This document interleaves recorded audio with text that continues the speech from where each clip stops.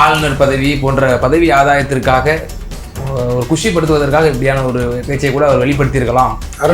வயது இங்கு வரும் 40 வயது இருக்கும் என்ற சர்வீஸ் என்ன இன்னும் ரிமைனிங் எவ்வளோ வருஷம் சர்வீஸ்? 20 வருடங்கள் இருக்கும். அப்புறம் முதல்ல இவர் பேசுறது எப்படி வெளியே வருது? உண்மையிலேயே நாம் தமிழர் கட்சி ஒரு பிரிவினவாத கட்சியாக கூட இருக்கட்டும், அது எப்படி வெளியே வருது? அவ்வளோ வீக்காக இருக்கா கவர்மெண்ட்டு? ஒன்று. இன்னொன்று, அரசு ரகசியத்தை எப்படி ஒரு வெளியிட்டார்? ஐயா இல்ல ஐயா, நீங்க சீமான சுடணும் அப்படின்னு கூட பேசுங்க ஐயா, போலீஸ் பேசணுங்க ஐயா, அது எப்படி பொது வெளியில வந்தது? அதை பேசுவோம். திராவிடத்துக்கு எதிராக சீமான் பேசுறாரு, திராவிடம் திட்டம். ஐபிஎஸ்க்கு என்னப்பா வேலை அப்படின்னு தானே இப்ப எல்லாரும் கேட்கறாங்க. சார் அது ஒரு மிக உயர் சீமான் தலைவர் ஒரு ஐபிஎஸ் ஆக முடியுமா? ஆனா வரும் ஒரு கட்சி தலைவர் ஆயிட்டான். நீங்க அவருக்கு நீங்க தமிழர் பாதிக்கப்பட்டா மைக்கு போட்டு கண்ணாம கத்துவான் சார். ஒரு ஐபிஎஸ் அதே மாதிரி நான் ஒரு கான்ஃபரன்ஸ் போறேன்டா, பேசிட முடியுமா?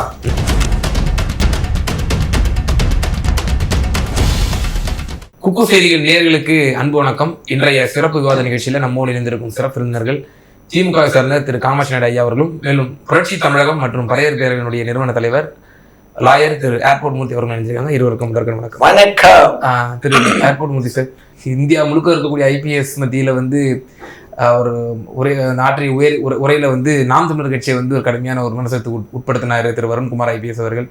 இது திமுக கூட்டணி கட்சியினர் சிலர் என்ன சொல்றாங்க அப்படின்னா, இது பிஜேபியினுடைய ஒரு வேலையாக கூட இருக்கக்கூடும் அப்படின்னு ஒரு விஷயத்த மேற்கோள் காட்டுறாங்க. நேற்று தினம் சில தனியார் தொலைக்காட்சியினுடைய விவாதங்களில் கூட அந்த பிரதிநிதிகள் பேசியதை நம்ம பார்க்குறோம்.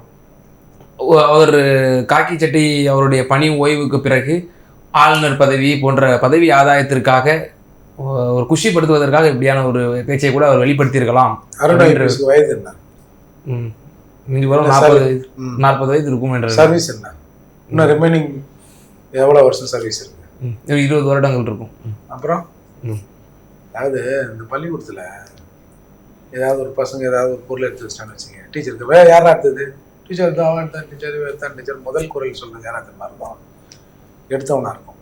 ஓ, அந்த மாதிரி இப்போ கருணாநிதி அவர்களே ஒரு வார்த்தையை சொல்லி பேசியதா வழக்கு இல்லையா? அந்த வார்த்தை யாருக்கு எதிரான வார்த்தையாக பார்க்கப்பட்டது? திமுகவுக்கு எதிரான வார்த்தையாக தான் பார்க்கப்படுது. பிஜேபி ஆமாமா இன்னும் நல்லா சொல்லுங்க, இன்னும் ஏதாவது வார்த்தைகள் இருந்தால் கூட போட்டு சொல்லுங்க, அப்பேற்பட்ட ஆள் தான் அவர் அப்படின்னு பிஜேபி அதை வரவேற்கும். அப்படி இருக்கிற நிலையில அருண் அவர்களை பிஜேபி இயக்குகிறது. சார் முதல்ல ஒரு ஐபிஎஸ்ஸை யார் இயக்கினாலும் தவறு. ஒரு இந்தியன் போலீஸ் சர்வீஸை ஆளாளுக்கு எடுத்துட்டு வாட்ச்மேன் அவரு ஒரு நாளைக்கு ஏடிஎம்ல ஒரு நாளைக்கு பேங்க்ல ஒரு நாளைக்கு தோட்டத்தில் இருன்னு சொல்றதுக்கு அவருக்குன்னு அந்த பதவிக்குன்னு ஒரு டிக்னிட்டி இருக்கு. முதல்ல இவர் பேசுறது எப்படி வெளியே வருது? உண்மையிலேயே நாம் தமிழர் கட்சி ஒரு பிரிவினவாத கட்சியாக கூட இருக்கட்டும், அது எப்படி வெளியே வருது? அவ்வளோ வீக்காக இருக்கா கவர்மெண்ட்டு? ஒன்று. இன்னொன்று, அரசு ரகசியத்தை எப்படி ஒரு வெளியிட்டார்? அரசு ரகசியத்தை வெளியிடுவது சட்டப்படியான குற்றம் தானே? அந்த மாநாட்டிலே அவர் பேசிய பேச்சு மட்டும்தான் நம்ம சமூக இது ஒரு நாட்டை துண்டாடுகிற வேலை. நாட்டை துண்டாடுவர்களை நாம நடவடிக்கை எடுத்து அவர்களை ஒடுக்கணும், இல்ல நாடு துண்டாயிடும். இப்ப நாட்டை துண்டாக்க போறாங்க நாம் தமிழர் சொன்ன பிறகு நாம் தமிழர் கப்சிப்பு நாய் கொஞ்ச நாளைக்கு இந்த ஆக்டிவிட்டிஸ் எல்லாத்தையும் மூடி வைக்குமா, போலீஸ் நம்மளை ஸ்மெல் பண்ணிடுச்சு அப்படின்னு போனாங்கன்னா இது சரியா? அப்படியே அவர் கையாண்ட விதமே மிக தவறான ஒரு விஷயம். அவர் பார்வையில் அவர் அந்த ஒரு தரவுகள் அவர் மீது கிடைச்சிருந்தாலும் கூட அந்த தரவுகளை அவர் உரிய உளவுத்துறையிட்ட சொல்லி அதுக்குண்டான நடவடிக்கைகள் எடுக்கணுமே தவிர அது பொது வெளியில பேசியதே தவறுன்னு சொல்றீங்க. இதை இப்ப நீங்க ஒரு சம்பவம் நடக்குது வச்சீங்கன்னா, இப்ப லா என்ற பொருள் கப்புன்னு சட்டையை பிடிச்சிருவோம். நீங்க ஒரு வீட்டுல ஒரு தடை செய்யப்பட்ட இயக்கத்தில் சேர்ந்தவர்களோ இல்ல ஒரு நக்சலைட்டுகளோ இல்ல ஒரு மாவோயிஸ்டுகளோ தங்கியிருக்கான்னு வச்சுங்க, உளவுத்துறை தெரியும்னு வச்சுங்க, போய் கப்புன்னு லா என்ற போலீஸ் கூட பிடிச்சிட மாட்டாங்க. ஒரு 2 நாள் 3 நாள் அவங்க ஆக்டிவிட்டிஸ் எல்லாத்தையும் கவர் பண்ணுவாங்க, ஷேடோ போடுவாங்க. போட்டு யார் வரா யார் போறா, இவங்களோட ஆக்ஷன் பிளான் ஆஃப் ஆக்ஷன் என்ன, எல்லாத்தையும் ஸ்மெல் பண்ணி அவங்களை சுற்றி ஒரு வட்டத்தை போட்டு அதுக்கப்புறம் தான் அவங்கள வந்து லா அண்ட் போலீஸ் வச்சு பிடிப்பாங்கன்னு வச்சுங்க. இதுதான் செயல் வடிவம். அப்பேற்பட்ட வகையில தான் இது வரும். நாட்டை துண்டாடுறதுன்னு வைப்போமே, நாம் தமிழர் அந்த மாதிரிலாம் இல்லை. அவங்க ஜனநாயக ரீதியாக பதிவு பண்ணி இன்னைக்கு தமிழ்நாட்டில் 3வது பெரிய கட்சி. அப்படி உண்மைன்னு இருந்தா கூடன்னு சொல்றேன் நான். அப்போ இந்த விஷயத்துல சட்டத்துக்கு புறமாக நடந்து கொண்டது யார் அப்படிங்கிற ஒரு கேள்வி இருக்குல்ல. இது முழுக்க முழுக்க சார் ஒரு அதிகாரி ஆளுங்கட்சியினர் சப்போர்ட் இல்லாம இந்த மாதிரிலாம் பண்ணவே முடியாது. ஏன்னா இவர் ஒண்ணு டிஜிபியே வந்து உளவுத்துறை தலைமையில கேட்டு அவங்க முதலமைச்சர் ஒப்புதல் வாங்கி அதுக்கப்புறம் தான் சில விஷயங்களை பேசுவார். அப்படி இருக்கிற போது ஒரு சாதாரண ஒரு ஐபிஎஸ் ஒரு டிஸ்ட்ரிக்ட் எஸ்பி தானே, 32 மாவட்டம் தான், 38 மாவட்டம் இருக்குல்ல. அப்போ 38 எஸ்பி இருக்காங்க, ஏடிஎஸ்பி இருப்பாங்க, டிஎஸ்பி இருப்பாங்க, இதுக்கு மேல டிஐஜி இருப்பாங்க, ஐஜி இருப்பாங்க. அவங்களாம் அது தோணலையா? அப்போ இந்த அதிகாரியை எதற்காகவும் இவர்கள் பயன்படுத்துகிறார்கள் தான் பாருங்க. அரசு பலரை பயன்படுத்தும் சார். ஒரு சிக்கல் வந்த பிறகு உடுப்பா இவர்கள்னா இன்னொருத்தர் ஒரு அதிகாரி ஒரே ஒரு எஸ்பி அவர்கள் ஒரு வெளிப்படையா இப்படி ஒரு அரசியல் பேசுறாரு, வெளிப்படையா ஒரு கட்சியின் மீது ஒரு தாக்குதல் தொடுக்கிறாரு. இது எந்த ஒரு அரசியல் கட்சிகளுமே வந்து கண்டனம் தெரிவிக்காத மௌனம் காக்குறது வந்து ஒரு வியப்படையக்கூடிய விஷயமா இல்ல. அதாவது யதார்த்தவாதி வெகு மக்கள் விரோதின்னுவாங்கல்ல, யதார்த்த தலைவர் மற்ற தலைவருக்கெல்லாம் விரோதி. இப்போ சீமானை காரணமில்லாத எதிர்க்கிறவங்களாம் பாத்துக்கிறீங்களா? காரணமே இருக்காது.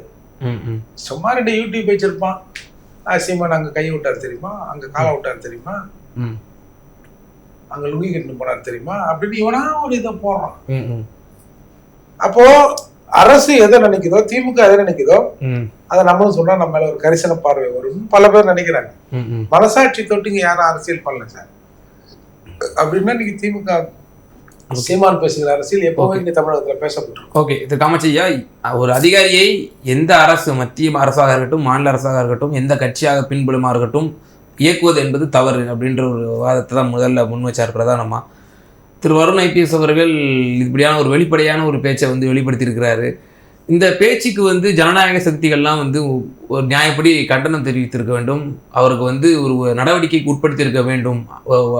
உளவுத்துறை கண்டிப்பாக அந்த துறை வந்து அவருக்கு துறை ரீதியான நடவடிக்கை எடுத்திருக்க வேண்டும். அப்படின்னா காவல்துறையினுடைய மூத்த அதிகாரிகள், ஓய்வு பெற்ற அதிகாரிகள் கூட அவங்களுடைய வரம்புக்கு உட்பட்டு சொல்கிறாங்க, எங்களுடைய வரம்பு எங்களுக்கு என்னன்னு தெரியும், இது ரொம்ப ஒரு அந்நியப்பட்டதாக இருக்குது, இது ரொம்ப ஒரு ஆபத்தான ஒரு இது நாம் தமிழர் கட்சிக்குன்னு ஒரு தனி கட்சிட்டு பார்க்காதீங்க, நாளைக்கு இது போல மற்ற கட்சிகளுக்கும் இது நடக்கக்கூடும் அப்படின்னு சொல்கிறாங்க. அப்படின்னா ஏன் ஜனநாயக சக்திகள், குறிப்பாக அவங்க இப்போ நீங்கள் திராவிட முன்னேற்ற கழகம், நீங்கள் ஆட்சியில் இருக்கிறீர்கள், உங்களுடைய காவல்துறை தான், உங்களுடைய காவல்துறையினுடைய ஒரு அங்கமாகத்தான் வருண்குமார் அவர்கள் இருக்கிறார். ஆனால் உங்கள் கூட்டணி கட்சியும் இது சம்பந்தமாக மௌனமாக இருப்பதனுடைய என்ன காரணங்கிற ஒரு கேள்வி இருக்குல்ல.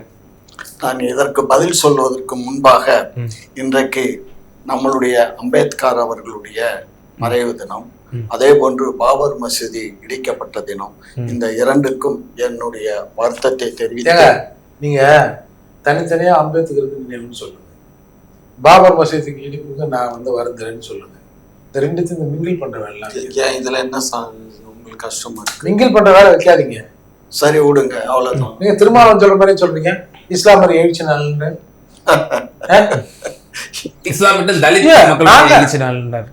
தலித் இஸ்லாமியர் எழுச்சி நாள் சார். இஸ்லாமியர் எங்கேயோ போயிட்டாங்க சார், நாங்க அடிச்சா கூட அழ முடியல எங்களால, ஒருத்தர் அடிச்சா கம்ப்ளைண்ட் கூட கொடுக்க முடியல எங்களால. அவங்க சர்ச்சார்ஜ் கமிட்டியில வந்து அவ்வளோ உங்களை மோசமான நிலைமையில வந்து காங்கிரஸ் ஆட்சி வச்சுட்டு போச்சு, உங்களை அந்த அறிக்கையை கொஞ்சம் படிங்க அப்படின்னு சொல்லி சிறுபான்மை மக்கள் மீது ஒரு கரிசனை காட்டுறாங்க ஜனநாயக சக்திகள். நாங்கள் பாதிக்கப்படும் போது எந்த சிறுபான்மையினாலும் எங்களை பக்கம் நின்றுருக்கானா? நின்றுக்கான சொல்லுங்க. அப்புறம் என்ன இதுக்கு வந்து நாங்க வந்து இதுவரை டிசம்பர் 6ங்கிறது புரட்சியாளர் அம்பேத்கர் நினைவு நாள், அதுல பங்கு போட்டு பாய் தரணுமா உங்களுக்கு? சொல்லுங்க. இல்ல எங்களோட நீங்க தோளோடு தோல் நின்று நீங்களும் ஒடுக்கப்படுறீங்க நாங்களும் ஒடுக்கப்படுறோம்பா சொல்லுங்க. நீங்க ரெடி ஆயிட்டாங்க சார் அவங்க. இவன் ரெடியாகவே இல்லை. இவனை கொண்டு போய் அதுல ஜாயின் அடிக்கிறது. அதான் ஓகே, இதெல்லாம் ஒரு வருத்தம் தெரிவித்தது ஒரு கான்ட்ரவர்சி ஆகிட்டீங்க. ஓகே, உங்களை கருத்து செய்யுங்க.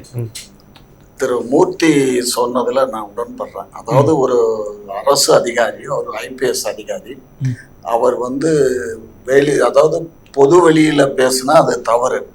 ஆனால் அவர் பொது வெளியில பேசல.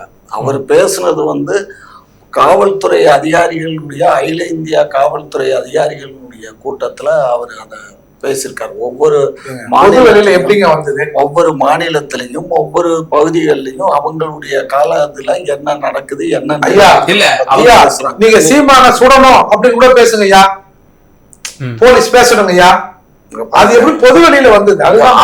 அதை பேசுவோம். ஆகையினால அது அவர் அங்க பேசுறது வந்து அது தவறல்ல. ஆனால் திரு மூர்த்தி சொன்னது போல இது எப்படி பொது வெளியில வந்தது? இது பொது வெளியில வர வேண்டிய விஷயம் அல்ல. ஒரு மாநாட்டுல அவங்க பேசுறது வந்து இது வெளியில வர வேண்டிய அவசியம் இல்லை. அப்ப அங்க பிரஸ் வச்சிருந்தாங்களா? ஒரு அந்த கூட்டத்துல பிரஸ் இருந்துச்சா? அப்போ பிரஸ் வச்சு பேசுனா அது வந்து அவங்களுடைய தனிப்பட்ட இதா இருக்க இயலாது. அது பப்ளிக்கா இருக்கணும். அப்ப இதுல நிறைய கான்ட்ரவர்ஷியல் இருக்கு. மத்தவங்க யார் பேசணும்? அதுதான் இதுல வந்து நிறைய கான்ட்ரவர்ஷியல் இருக்கு. இப்ப இந்த கான்ட்ரவர்ஷியலை பார்க்கும்போது ஏதோ நேரடியா அருண்குமார் வந்து நாம் தமிழரை வந்து முடக்குவதற்குரிய வழிகளை அவர் ஆராய்வது போலவும், அதுக்கு சில இதுகளை எல்லாம் கூட அவர் பதிவுகளை வைத்திருப்பதாகவும், அந்த பதிவுகளை வந்து நம்மளுடைய இவரிடம், நம்ம சவுக்கு சங்கரிடம் காட்டியதாகவும், சவுக்கு சங்கர் அதை பார்த்ததாகவும் கூட சில ஊடகங்கள்ல பதிவு வந்தது. சோ அதையெல்லாம் பார்க்கும்போது இதில் ஏதோ டைரக்டா இவர்களுக்கு அரசு சம்பந்தம் இல்லாமல் திரு சீமான் அவர்களுடைய தம்பிகளுக்கும் திரு அருண்குமார் அவர்களுக்கும் தனிப்பட்ட ஏதோ ஒரு விதமான விரோதம் இருப்பதாக எனக்கு தெரிகிறது. தனிப்பட்ட விரோதத்தை ஒரு யூனிஃபார்ம் சர்வீஸ்ல இருக்கிறவரு நின்ற முடியுமா? ஆகையினால இதை தமிழ்நாடு முதலமைச்சரும் DGPயும் உடனடியாக கலந்து பேசி அவரை அழைத்து விசாரணை செய்து இதற்கு ஒரு முடிவு கட்ட வேண்டும் என்பது என்னுடைய ஆசை மட்டுமல்ல, இது வந்து தமிழக முதலமைச்சருக்கு நான் ஒரு வேண்டுகோளாக வைக்கிறேன். ஏனென்றால் இது போன்று நீண்டு கொண்டே போனால் ஒவ்வொரு IPS அதிகாரிகளும் தனிப்பட்ட முறையில் ஒவ்வொரு கட்சிகளை பற்றியும் அரசியல்வாதிகளை பற்றியும் விமர்சனம் செய்தால் அப்பொழுது அரசு அதிகாரிக்கும் அரசியல்வாதிகளுக்கும் சம்பந்தம் இல்லாமல் போய்விடும். விருப்பத்தை அறிஞ்ச கேட்க இப்பதான் நானும் கேள்வி வந்தேன், உங்களுடைய விருப்பமா எப்படி இருக்கிறது? ஆனா திராவிட முன்னேற்ற கழகத்தினுடைய அரசு இவ்வாறான சிந்தனைகள் தான் இருக்கிறதா? அப்படி இல்ல. துறையான நடவடிக்கை எப்போது எடுத்திருக்கணும்? திராவிட முன்னேற்ற கழகம் ஒரு அரசு திமுகவோட அரசு அவர் எக்ஸ்தலத்துல எவ்வளவோ கான்ட்ரவர்ஷியலான பதிவுகளை பதிவிட்டாரு. அண்ணன் சீமான் அவர்கள் சம்பந்தமாகவோ, நாம் தமிழர் சம்பந்தமாகவோ, மேலும் பல விஷயங்கள் வந்து தன்னுடைய IPS பதவிக்கும் அவருடைய அந்த அந்த அந்த வரம்புக்கும் தாண்டி அவர் அரசியல்ல பேசினாருன்னு பார்க்கிறோம். அப்போதெல்லாம் நம்ம வந்து எந்த ஒரு நடவடிக்கை எடுக்கல. இன்னும் ஒரு படி மேலேயே போய் அவர் வந்து இந்த மாநாட்டுல கூட பேசுறாரு. அப்பவும் நம்ம எந்த ஒரு துறை நடவடிக்கை எடுக்கலங்கிறத நம்ம கேள்வி இல்ல. அது வந்து அரசு ஏற்கனவே மேல் அதிகாரிகளிடம் சட்டத்துறையினுடைய வழக்கறிஞர்களையும் கலந்து ஆலோசித்த போது இது சட்டத்துக்கு உட்பட்டு அவர் பேசி இருப்பதாகவும் அவர் பொது வழியில் தகவலை ஒரு அரசு ரகசியத்தை வெளியில விடுறாரு. அது ஒரு உளவுத்துறை சம்பந்தமான ரகசியத்தை வெளியில விடுறாரு. அது சரின்னு இவங்க முடிவெடுத்துறாங்க. இது சரின்னு இப்ப பேசுனது இல்லைங்க. பிஃபோர் தட் இதுக்கு முன்னாடி நடந்த நிகழ்வுகளை நான் சொல்றேன். இப்ப கடைசியா இப்ப அவர் வந்து இவர் வந்து தடை செய்யப்பட வேண்டிய ஒரு இயக்கம் அப்படின்னு சொல்றது வந்து அதுவும் ஒன்றிய அரசினுடைய அந்த பிரதமர் தொடங்கி வச்ச ஒரு மாநாட்டுல வந்து பேசுறாரு அப்படின்னு சொன்னா தன்னிடம் ஆதாரங்கள் இல்லாத பேசுவாங்க. அது நீங்க ஒரு விஷயத்த நல்லா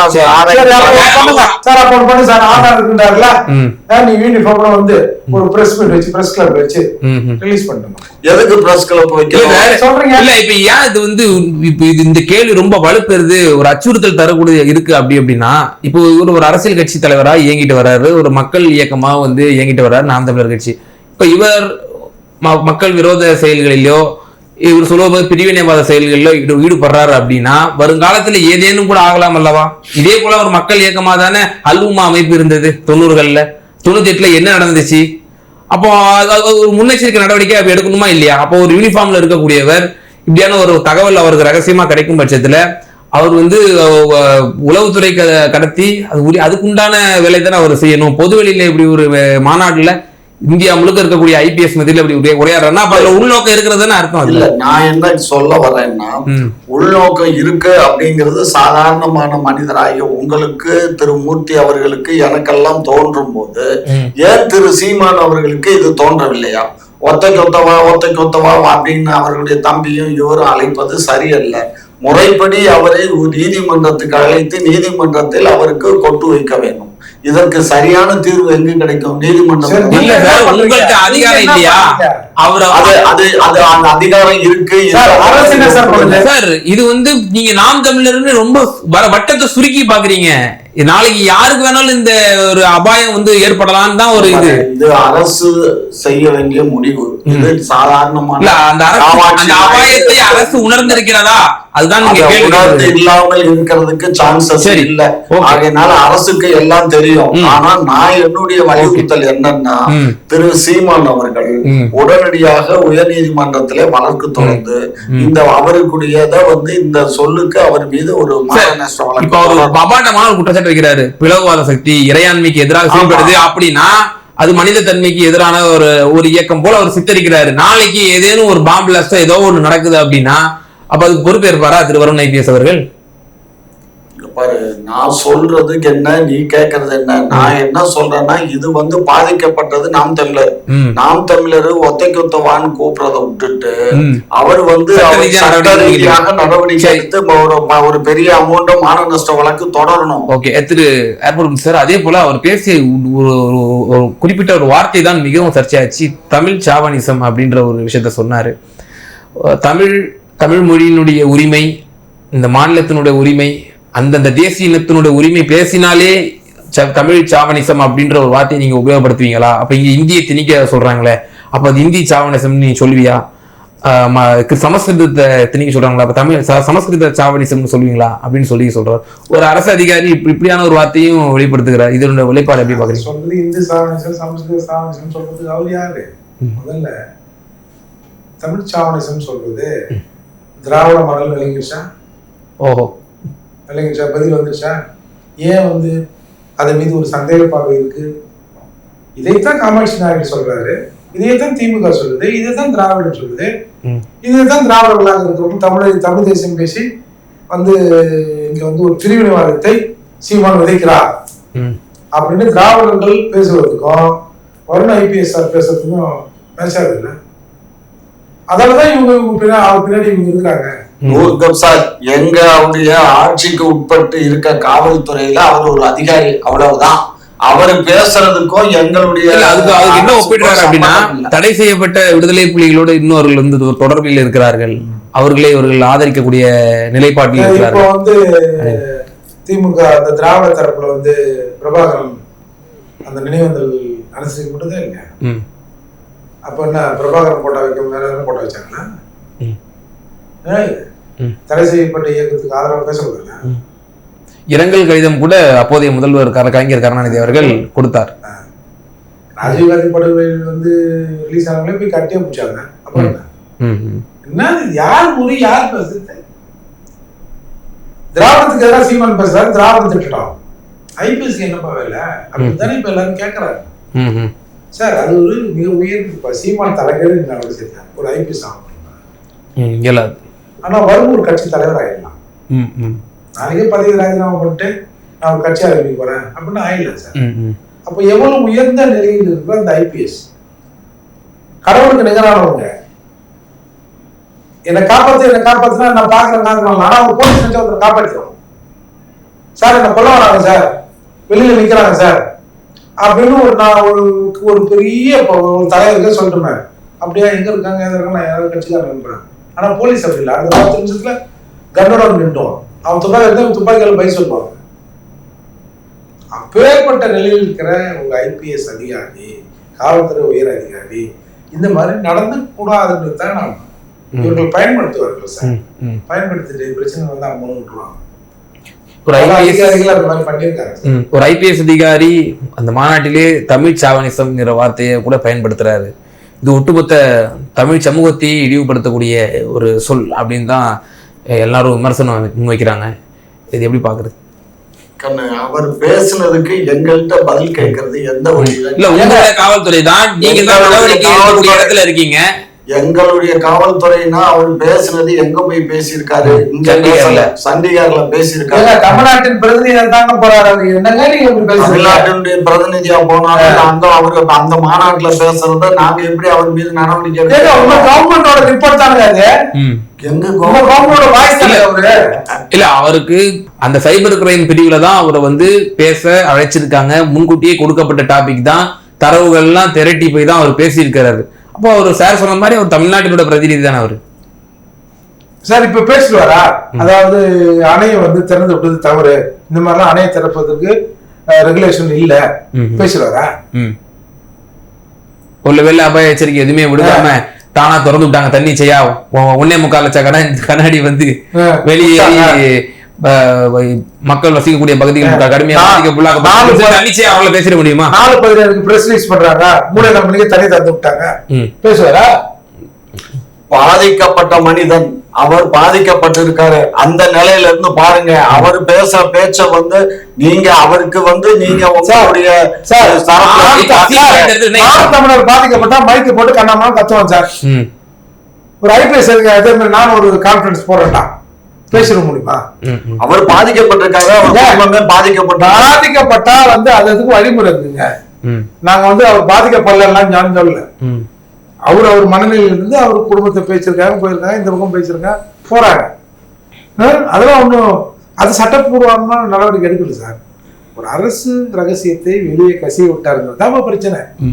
சார் அதுக்கு நான் என்ன சொல்ல வரேன்னா, ஒரு கொஞ்சம் புரிஞ்சுக்கோங்க. இவர் பேசுனது நேற்றுக்கு இருந்துதான் இது தீயா பரவிக்கிட்டு இருக்கு. இது அரசு என்ன நடவடிக்கை எடுக்குமோங்கிறது அது அரசு பொறுத்து இருந்துதான் நம்ம பார்க்க இயலும். அது எத்தனை நாள்ல இது டிஜிபி கிட்ட கலந்து பேசுவாங்க, அதுக்கப்புறம் சட்டத்துறை இருக்கு, இதெல்லாம் கலந்து பேசிதான் அதுக்கப்புறம் அவருக்கு நோட்டீஸ் அனுப்ப இயலும் சார். எடுத்தோம் கவிழ்த்தோன்னு எந்த ஒரு காரியத்தையும் தார்மீக அடிப்படையில் இது சரி.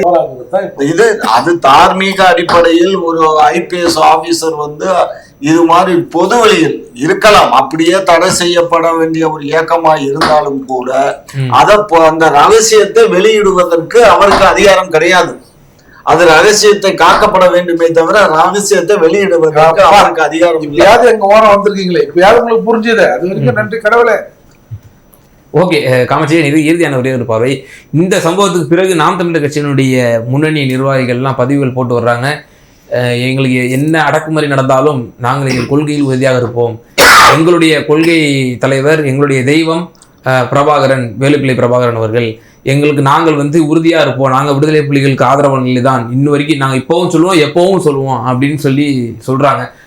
இதெல்லாம் ஒப்பிட்டு பார்க்கும்போது திமுக திட்டமிட்டு தமிழ் தேசிய கருத்தியலையோ, குறிப்பாக நாம் தமிழர், ஏன்னா தமிழ் தேசியத்தோட ஒரு முகமாக தெரியக்கூடியது நாம் தமிழர் தான், திரு சீமான் அவர்கள் தான். அவர் ஒரு சிறுமைப்படுத்தணும், அவரை எப்படியாவது மட்டுப்படுத்திடலாம் அப்படின்ற ஒரு நோக்கோடு தான் வந்து நீங்கள் திட்டமிட்டு இந்த செயல்கள்லாம் செய்கிறீங்களா?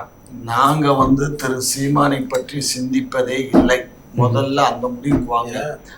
ஏதாவது பேசினார்னா அவருக்கு பதில் கூட எங்களுடைய கட்சியினுடைய எங்களுடைய தலைமை அறிவிப்பதும் இல்லை, பேசுவதும் இல்லை. பாட்டு ஒன்று தெரியுமா? அப்படி உள்ள ஒரு சூழ்நிலையில் நாங்கள் வந்து திரு சீமான் அவர்களை ஒழுங்காக அவசியம் இல்லை. பாட்டு ஒன்று தெரியுமா? மறந்தால் தானே நினைக்கிறோம் மாமான்னு. அப்படிதான். அதாவது ஐயா, நீங்க நல்லாவே பேசுறீங்க, நல்லாதான் இருக்கு. ஆனா ஒரு விஷயத்த நீங்க புரிஞ்சுக்கோங்க, எப்பயுமே வந்து செதுக்கத்தான் வந்து சிற்பம் கிடைக்கும். அது மாதிரி ஒரு மனிதரை பத்தி நம்ம பேசத்தான் அது வந்து பிரச்சனை வலுவடைக்கும். ஆனால் நாங்கள் பேசாம விட்டு விட்டால் அது இல்லாத போய்விடும். அவ்வளவுதான் எங்களுடைய பாலிசி. புரியல உங்களுக்கு?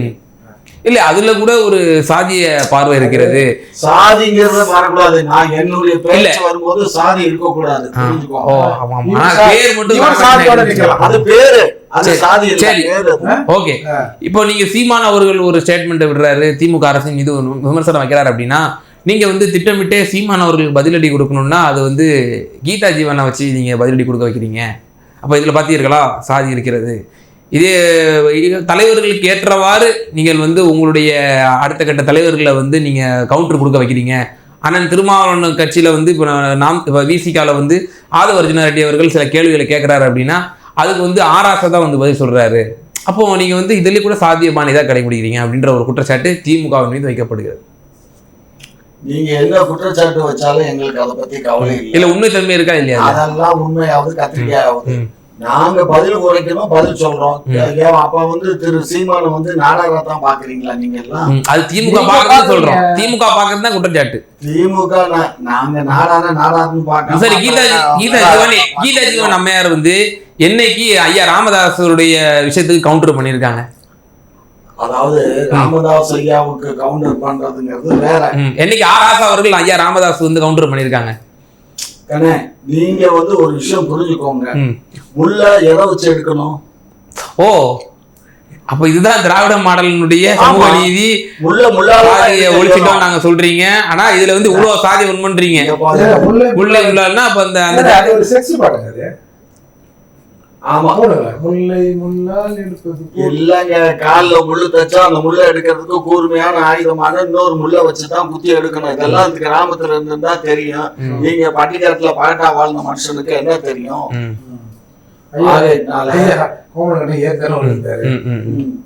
ஆகையினால எங்களை பொறுத்த மட்டிலும் எதற்கும் அஞ்சோம், கெஞ்சோம், மிஞ்சோம். சரி, ஓகே. ஏர்போர்ட் சார், நிறைவான ஒரே ஒரு கருத்து. என்னன்னா, இப்போ இந்த வருண் ஐபிஎஸ் அவர்கள் விவகாரமா இருக்கட்டும், நாம் தமிழர் கட்சி தடை செய்யணும் அப்படின்ற ஒரு குரல்லாம் இப்போ எழும்ப தொடங்கி இருக்கு. இது வந்து திட்டமிட்டே மத்திய மாநில அரசுகள் வந்து ஒடுக்க நினைக்குதா? மேலும் நாம் தமிழர் கட்சியினுடைய முன்னணி நிர்வாகிகள் வந்து சொல்றாங்க, இந்த மாதிரி எங்களுடைய தெய்வம் பிரபாகரன் விடுதலை புலிகளுடைய ஆதரவு நிலையில தான் நாங்கள் இன்னும் இருக்கோம் அப்படின்னு அவங்க சொல்றாங்க. இதன் மூலியமா அவங்களுக்கு ஏதேனும் வரக்கூடிய காலங்களில் ஏதேனும் பின்னடைவுகள் ஏற்படுமா? ஏன்னா தடை செய்யப்பட்ட இயக்கத்தை வந்து இப்போ திருப்பி அவங்க வந்து ரொம்ப முழு இப்போ ஏற்கனவே இருந்த வீரியத்தை விட இப்போது ஒரு கூடுதல் வீரியத்தோடு அதை வந்து அவங்க தங்களுடைய பிரச்சாரங்கள்லையும் சரி தங்களுடைய பதிவுகள்லையும் சரி போட்டு வர்றாங்க. ஈழத்து அரசியல் இப்போ பேசி என்ன நடந்துருக்கு? சும்மா இங்கே இருக்கிறவங்க கொஞ்சம் பேர் தமிழ் உணர்வை விட்டுலாம். ஈழத்து அரசியலை பேசி இன்னொரு ஈழப்பூர் வரும்போதா இங்கே யாராவது போய் தலைமை இருக்க போகிறாங்களா? ஒரு தமிழ் உணர்வுகளை தக்க வைத்துக் கொள்ளலாம். பழைய நினைவுகளை ஞாபகப்படுத்துவதன் மூலமாக அந்த ஸ்பிரிட்டை வந்து அப்படியே வச்சுக்கலாம். இது நீங்க ஏன் அந்த எக்ஸ்ட்ரீம் வரைக்கும் போறீங்க? இல்லை, இப்போ ஈழத்துல நடந்த தேர்தலில் தமிழர் பகுதியில் ஈழத்துல பொது உடைமை கட்சியாய அவங்க தான் சிங்கள கட்சி தான் வெற்றி பெற்றிருக்கே தவிர தமிழர் கட்சி வெற்றி பெறவில்லை. அப்ப இதுல இருந்து என்ன தெரியுது? அங்க வந்து நிம்மதியான வாழ்க்கை வாழணும், அதுக்கு வந்து அரசோட ஒத்துழைப்பு கொடுக்கணும்னு அவங்க முடிவு பண்ணி வாழ்ந்துட்டு இருக்காங்க. ஏன்னா இப்போ சீமானோட பங்களிப்பு வந்து மிகவும் முக்கியத்துவம் வாய்ந்தது. அவர் தான் இந்த பிரபாகரனுடைய அந்த படத்தை வைத்து பட்டி தொட்டி எங்கும் வந்து ரீச் பண்ணாரு. ராஜபக்சவின் ஆளு நம்ம திமுகவும் வந்து பிரபாகரன் தூக்கி பிடிக்குது. ராஜபக்சோட நேரடியாக தொடர்புல இருந்த திருமாவளவன் பிரபாகரன் எங்க சார்? திருமாவளவன் எங்க சார் ராஜபக்சோட தொடர்புல இருந்தாரு? அந்த நாடாளுமன்ற உறுப்பினர் குழு போனபோது கை கொடுத்தாரு, வச்சு சொல்லுவாரு. அவருக்கு அவருக்கு தூக்கம் வராது. திமுக வந்து ராஜபக்சேவனுடைய ஒரு நெருக்கமா இருக்கும் சொல்றேன். ராஜபக்சவை எங்கே நான் நேரடியாக சந்திக்க நேர்ந்தாலும் என் மீது கொலை வழக்கு வந்தா கூட பரவாயில்ல, அவர் கொண்டுட்டு நான் ஜெயிலுக்கு போயிடுவேன். எல்லாம் ஒரு இது மேடை பேச்சில் பேசுறதுதான் சார். இதா அப்ப சரி சார், அப்ப சார் இப்ப மேடையில ஒண்ணு பேசுவோம், வந்து ஒரு ஆக்ரோஷமா பேசுவோம். ஆனா நமக்கு எதிரான சித்தாந்த கூடிய தலைவர்களை நேர்ல சந்திக்கும் போது கூட நம்ம வந்து அது ஒரு நான் மறுப்பே சொல்றேன். நாங்க என்ன வேணாலும் பேசுவோம் அப்படின்ற பிறகு அதுக்கு என்ன இருக்குது? அந்த பேச்சை விவாதிக்கவும் தான் அறிவு கட்டவன். நான் அப்படி இல்லை, அதனால அதை அப்படியே விட்டுருவோம். என்னன்னா நீ பேசு, உனக்கு என்னப்பா நீ பைத்தியம் என்ன வேணாலும் பேசுவேன் சீமான் சொல்றாருல, அதே சொல்லிட்டு விட்டுருவோம். சரி, அப்படி பார்த்தா அதே சீமான் அவர்கள் பேச்சு பல முன்னுக்கு பின் முரணாக இருக்கு. அதெல்லாம் விவாதிக்கணும்னா டீட்டெயிலா ரொம்ப பேசுங்க. ஓகே, சீமான் என்ன தேவாக்கா தேவ தூதுறாரு. அவர் சொல்ற 100% வந்து அப்படியே வாய்மையும் உண்மையாம இருக்கணும்னு. சரி, காமாட்சி ஐயா பேசும்போது கடைசியாக போகிற போக்கில் ஒரு விஷயத்த சொன்னார். ராஜபக்சோட நீங்கள் தான் வந்து ரொம்ப லிங்க்ல இருக்கீங்களா? நான் தான் சொல்றேன், ராஜபக்சையும் எங்கால் தான். ஓ, நான் அன்னைக்கும் சொல்றேன், இன்னைக்கும் சொல்றேன், என்னைக்கும் சொல்லுவேன். சிங்களவர்கள் என்று சொல்லக்கூடியவர்கள் எல்லாம் தெலுங்கர்கள் தான். தெலுங்கு மொழியில இருந்து மறுவுணர் தான் சிங்கள மொழி, தமிழ்ல இருந்து மறுவுணர் தான் தெலுங்கு மொழி, தெலுங்கு மொழியில இருந்து மறுவுணர் தான் சிங்கள மொழி. ஆகையினால மனிதன் மனிதனிலிருந்து மாறியவன் தான் குரங்கு. ஆமா, இதுதான் உண்மை. இத வந்து உரைக்க தமிழ் தேசியவாதிகள் நல்ல ஒரு அழகான கண்டென்ட் தூக்கி கொடுக்குறாங்க. இதே ஒரு விவாத பொருள் ஆக்குவாங்க. இதுதான் உண்மை.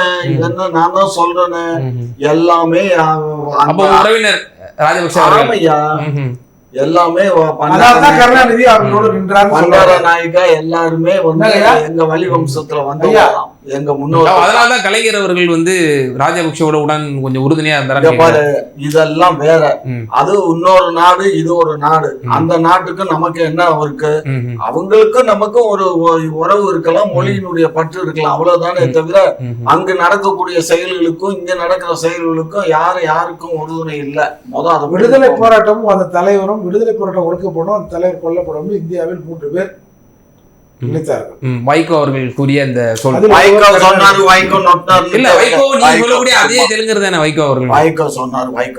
வைகோவுக்கு வாய்க்கு வந்ததெல்லாம் பேசுறாரு. நீ தானே சொன்ன மேடையில பேசுறதெல்லாம் எடுத்துக்க இயலுமான்னு பேசுன இல்ல. அது மாதிரி அவருக்கு வாயில ஏதோ இதெல்லாம் போற பாக்குற பேசுற பேச்சு இல்ல. நாளைக்கு வைகோவே இல்லைனாலும் இந்த சொல் வந்து 100 வருஷம் இருக்கும்ல. அது எப்படி அசால்ட்டா பேசிட்டு போயிரு. அதெல்லாம் பேசுவாங்க சார். நீங்க ஒரு விஷயம் நல்லா புரிஞ்சுக்கோங்க. அதாவது அவர் வந்து துடிக்க பேசுவாரு, அவ்வளவுதான். அதோட விட்டுடுங்க. வைகோ வந்து நல்லவரானா நல்லவர் தான். அதே சமயத்துல அவர் பேசுறது வைகோ கடந்த காலத்தில் சாதிக் பாஷா விவகாரமாக இருக்கட்டும், இந்த ஈழம் போர் சம்பந்தமாக இருக்கட்டும், நீங்க செய்த இந்த ஊழல் முறைகேடுகள் சம்பந்தமாக இருக்கட்டும், இது எல்லாம் பேசியது எல்லாம் செல்லாதுன்றீங்க. இப்ப எங்க இருக்காரு? இப்ப திமுக கூட்டணி எங்கயா இருக்காரு? எங்கள்கிட்ட வந்துட்டாருல, எல்லாமே தப்பு, என்ன மன்னிச்சுக்கோன்னு சொல்லி தானே இப்ப எங்கள்கிட்ட இருக்காரு. அப்புறம் என்ன என்னமோ புதுசா அதிசயமா நீங்க அவரை உட்கார்ந்துட்டு பேசுறீங்க. கூட்டணின்ற ஒரு கட்சி, அந்த கூட்டணி கட்சியில் இருக்கும்போது கூட கடுமையான விமர்சனத்தை உங்க மேல வச்சாரு. நான் தான் சொல்றேன்ல, அரசியல்ல இதெல்லாம் சாதாரணம் ஐயா. ஐயா அவ்வளவுதான். நீங்க என்ன செருப்பால கூட அடிச்சிரு வந்து என் சட்டையை துவச்சு வச்சுன்னா முடிஞ்சு போச்சு. என்னவா என்ன சொல்றது? இல்ல நான் மீண்டும் அதை ரிப்பீட் பண்ண விரும்பல. செருப்பால கூட பிய அடிச்சது, அப்புறம் வந்து என் சட்டையை வாஷ் பண்ணி கொடுத்தா சரியா போச்சு. அப்படிதான் இருக்குது. நான் என்ன சொல்லட்டும், இந்த அதாவது கேடுகட்ட அரசியல் பேசுறாங்க. அரசியல் சாணக்கியத்தனம். ஆமா, இதெல்லாம் அந்நியப்பட்டு ஒரு தூய அரசியல் தானே சார் சீமான் தராரு. ஒரு தூய அரசியல் சொல்ற எந்த வழியில எதை வச்சு தூய அரசியல் சொல்ற? எது தூய அரசியல்? ₹1 காசு கொடுக்காம 36 லட்சம் வாக்குகள் வாங்கியிருக்காரு சார் மக்களுக்கு. நல்லா புரிஞ்சுக்கோங்க. அரசியல்னாலே அயோக்கியத்தனம் தான். அரசியல் அயோக்கியத்தனம் பண்ணாம யாரும் அரசியல் பண்ண. அந்த ஃபார்முலாவை திராவிட கட்சிகள் இங்க 60 ஆண்டுகளா இங்க வேறு செஞ்சிருக்கு.